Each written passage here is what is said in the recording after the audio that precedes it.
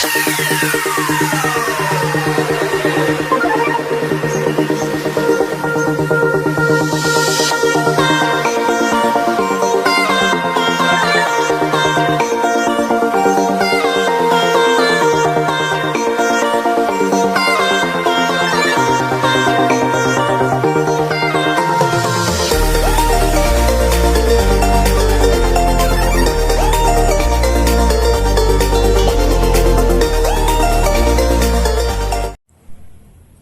day everyone, I am Mark A. Resurrection.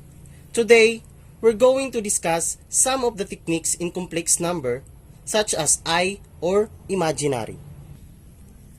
For example, the imaginary or I have a value of square root of negative 1.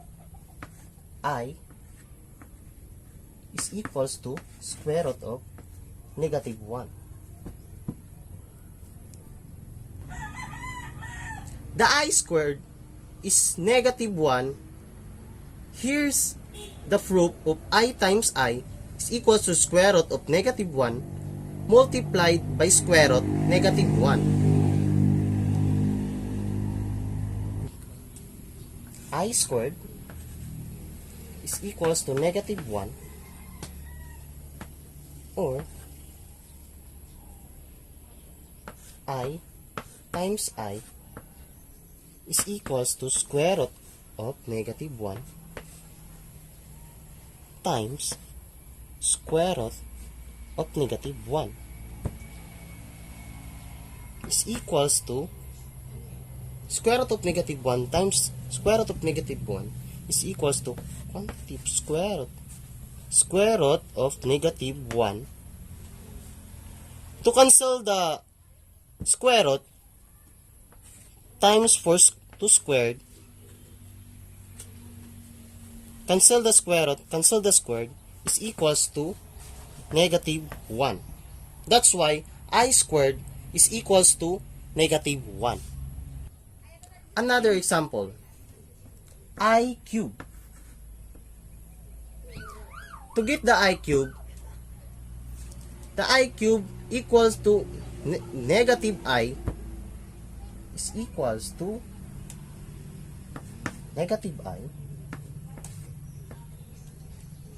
To prove that I cube equal to negative I cube is also written as I squared times I.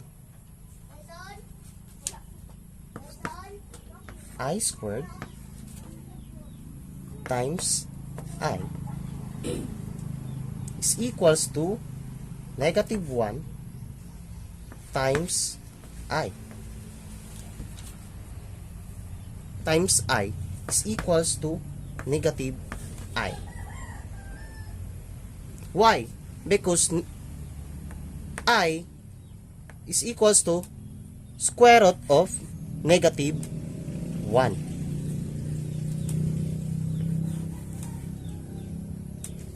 So we have I times negative 1 times I is equals to negative I. And last example is I to the power of 4 is equals to 1. To prove that I to the power of 4 is equals to 1, the I4 to the power of 4 can be also written as I squared times I squared. I squared times I squared. Since I squared equal to negative 1, as we can see in our second example, the I squared times I can be also written as negative 1. So, is equals to negative 1 times negative 1. Negative 1 times negative 1 is equals to, which is 1.